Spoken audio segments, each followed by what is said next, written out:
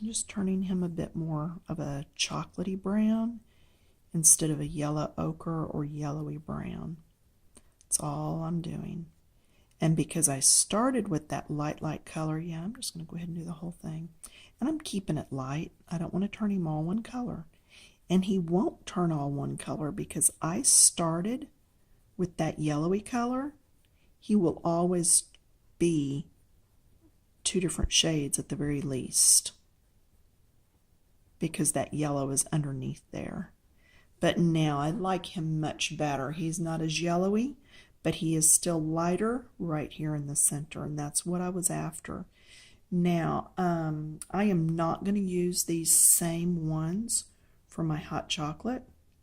I will keep the darkest one out, and then I am just reaching over here and looking at my color swatches to see what else I have.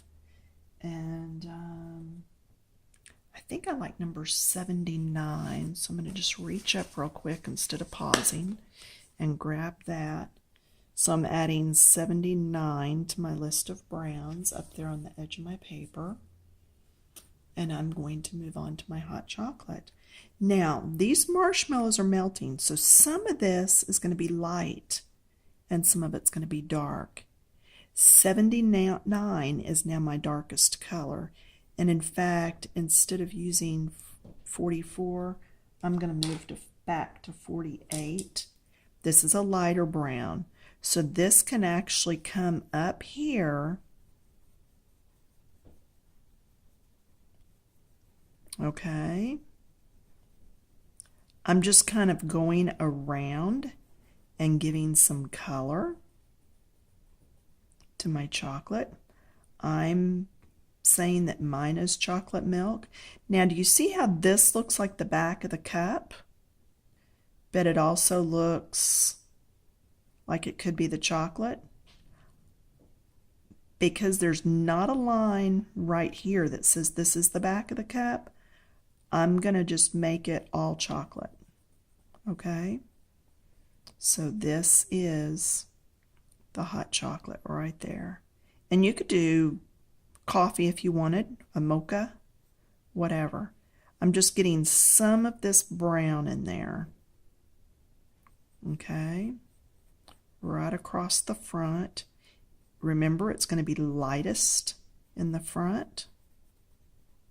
Now, the darker one, I am going to put over here at the edges. And it's not a lot darker, but it is some. And right back in here, right next to the marshmallows, because it's back and behind, so it's a little darker. It's recessed back in there, shadows back behind, and then back here.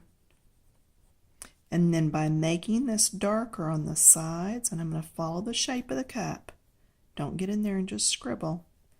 Either do your circles or follow the shape of the cup. Okay? And I was going to come in with a lighter color also, but I'm thinking, yeah, I am. I'm going to come in with a lighter brown. So let me put those down. Number 27, what are you? Ooh, you're like a yellow ochre. Let's see how you do. So pulling that out, adding 27 up here, and I'm going to come in and just blend everything together with this 27. And what that's going to do is make it just a little more of a melty color. Does that make sense? Melty? Can you do that? Anyway, we're going to put that in there.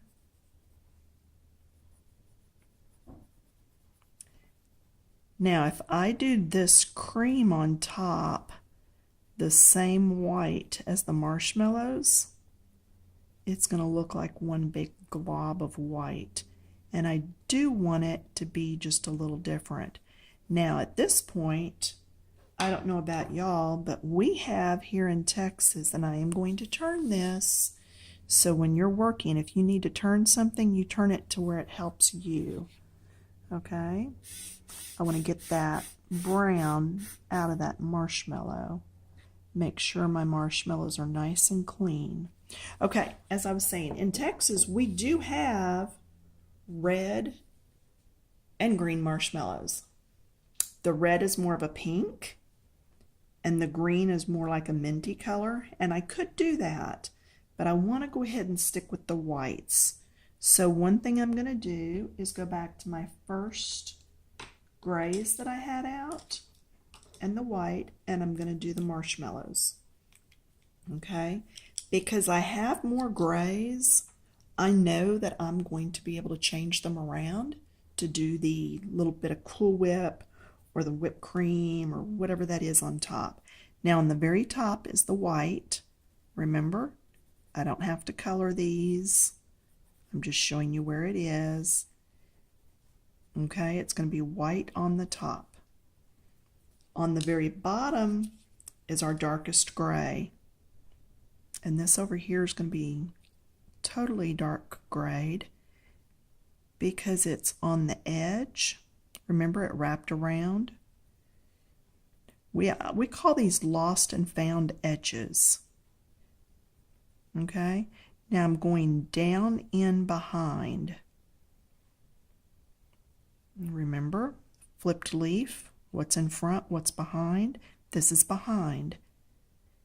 This is down in the chocolate, so there might be just a little bit of shadow in there. Are you able to see that?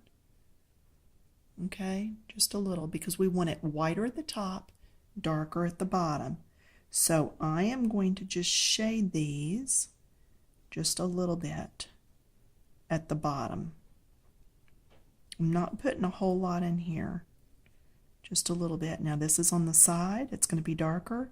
This is wrapped around, so this whole side's actually going to be a little bit darker, as is this. Okay.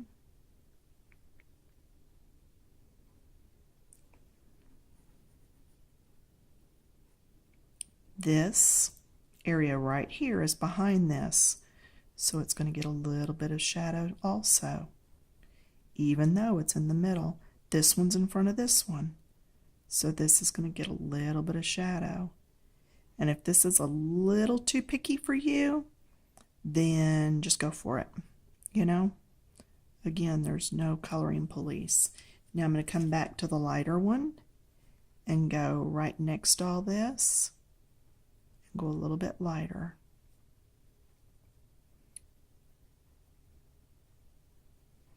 And then you got it. In a minute, I'm going to take the white and go all across the whole thing.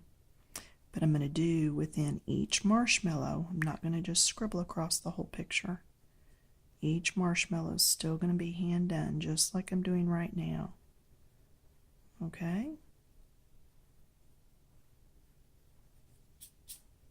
Okay, so now back to my white, and let's do some blending. Hopefully the camera is set up good and my hand's out of the way. Good lighting, you can actually see what I'm doing. There's not just a whole lot of color on these, and it's the same way with snow. It's just enough that you can see the shape and what's behind and what's in front. Okay, that's all we're really trying to do, is get the shape in there so that you can see that it is something white and that it does have form. It's not just a blob. Okay? Now, on those, I used these grays. And usually in your colored pencil,